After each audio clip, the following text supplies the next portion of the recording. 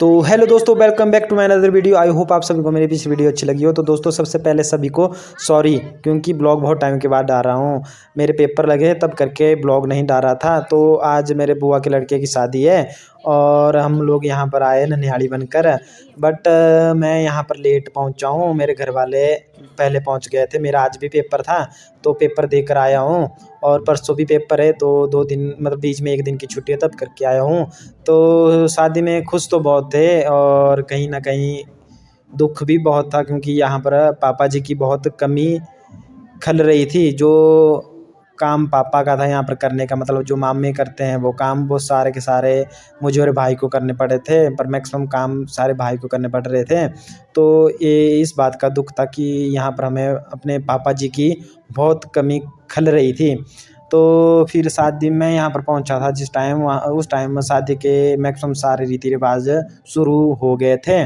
तो इस टाइम मम्मा और जो मेरे बुब्बू हैं, मतलब बुआ के पति हैं, वो उनका हमारे यहाँ पर ऐसा होता है कि धर्म लगता है, तो वो लग रहा है। उसके बाद भाई जी सभी को, जो हमारे यहाँ का रीति रिवाज है उसके अकॉर्डिंग सभी को कपड़े वगैरह दे रहे हैं। जो भी पूरी फैमिली है बुआ जी की, तो इनको सभी को कपड़े दे रहे हैं और मैं भाई जी की हेल्प कर रहा हूँ। और मेरा पूरा परिवार यहाँ पर खड़ा है, दादी जी, मम्मी जी, भाई जी, और हमारे साथ पूरा जो गाँव आया था हमारा, और हमारे कुछ रिश्तेदार, वो सारे यहाँ पर खड़े थे और हमारी हेल्प कर रहे थे।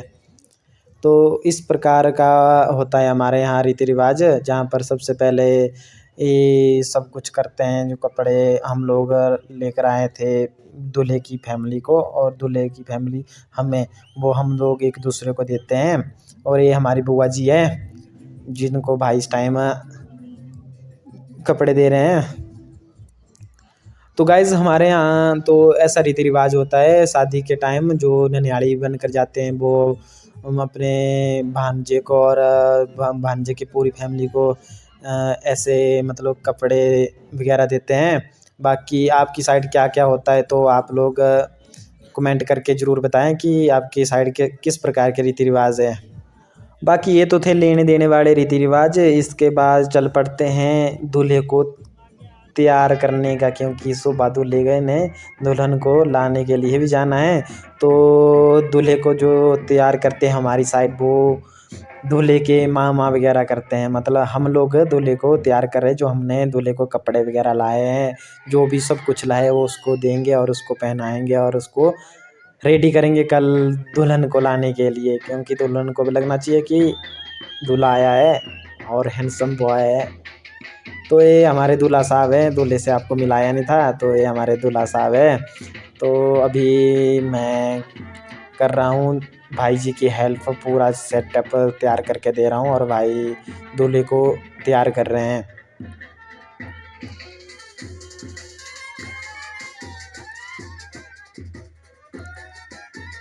और हमारा पूरा गांव यहाँ पर बैठा है। तो जहाँ पर हम बैठे हैं, इस रूम को आज हम कहेंगे सांद वाला रूम, क्योंकि हमारे यहाँ सांद कहते हैं जो शादी की पहली रात होती है और जहाँ पर दूल्हे को तैयार वगैरह करते हैं उसको सांद वाला कमरा कहते हैं। तो ये सांद वाले कमरे में सारे दूल्हे की साइड से थे, वो मतलब हम सारे दूल्हे की साइड से थे, बट जो हमारे साथ ननिहाली बनकर आए थे वो सारे यहीं पर थे और दूल्हे के तैयार करने में हमारी हेल्प कर रहे थे। ये मेरे बड़े भाई जी है जो ऊपर खड़े हैं और दूल्हे को तैयार कर रहे हैं।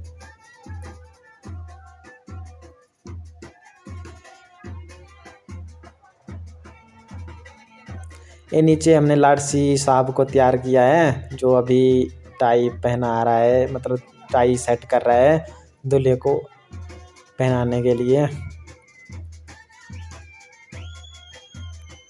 तो दोस्तों, दूल्हे को कपड़े वगैरह पहनाने के बाद चल पड़ता है अगला कार्यक्रम, मतलब सेहरा बंधाई का कार्यक्रम। तो भाई जी दूल्हे को सेहरा पहनाते हैं और अपना दूल्हा साहब सेहरे में भी क्यूट लग रहा था, ऐसा कुछ नहीं था।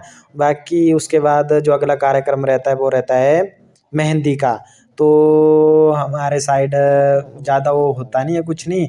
तो यहाँ पर दूल्हे की दोनों बहनें जया और उपासना इसको मेहंदी वगैरह पहनाते हैं। उसके बाद दूल्हे को घर के बाहर निकाल देते हैं, क्योंकि हमारे यहाँ रीति रिवाज है कि सेहरा बंधाई के बाद दूल्हे को घर के अंदर नहीं रखते हैं। तो उसके बाद दूल्हे को बाहर निकाल देते हैं। तो ये हो जाती है दूसरे दिन की सुबह, जिस टाइम हम लोग सारे रेडी होकर चल पड़ते हैं बारात में। तो मैं और बंटी भाई थोड़ा आगे आ जाते हैं, पीछे से भाई और मौसा जी आ रहे हैं। तो हम लोग गाड़ी के पास निकलते हैं। तो ये हमारे मौसा जी भी पहुंच गए हैं रेडी होकर। तो ये मेरे बड़े भाई, तो यहाँ पर थोड़ा हंसी मजाक शुरू हो जाता है हमारा। ये हमारे आदरणीय धूमल जी, प्रेम कुमार धूमल जी, प्रोफेसर प्रेम कुमार धूमल जी गाड़ी में बैठ रहे हैं।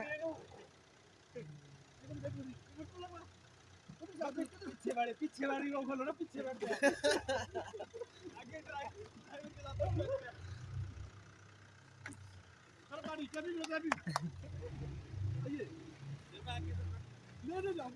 मौसा जी गिर जाओगे।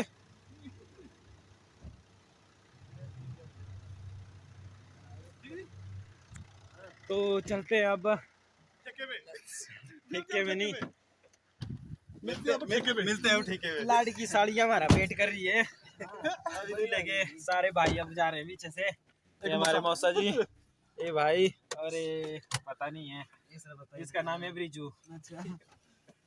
इसका भी एक इतिहास है यहाँ से कोठी का। तो मिलते हैं आपके साथ वहीं पर, आप सीधे जहाँ पर शादी हो रही है।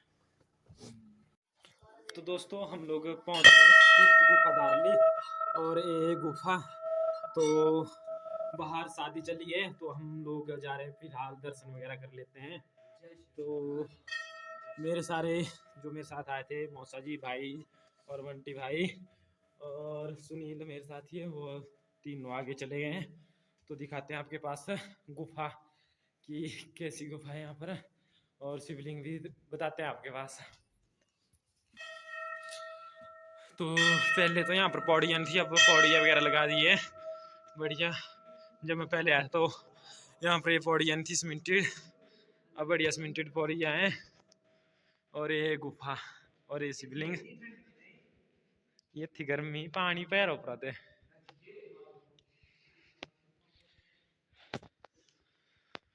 तो दोस्तों ये हमारे यहाँ की आन बान शान यहाँ की और प्रसिद्ध गुफा।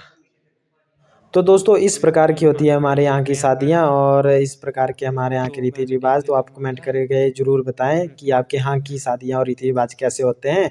तो जैसे बारात वापस घर पहुँचती है तो मैं धाम वगैरह खाता हूँ, क्योंकि मेरा अगले दिन पेपर भी था। तो वापस निकल पड़ता हूँ अपने रूम की तरफ। तो ब्लॉग को करता हूँ अभी यहीं पे समाप्त। मिलता हूँ नेक्स्ट ब्लॉग में, तब तक टाटा बाय बाय।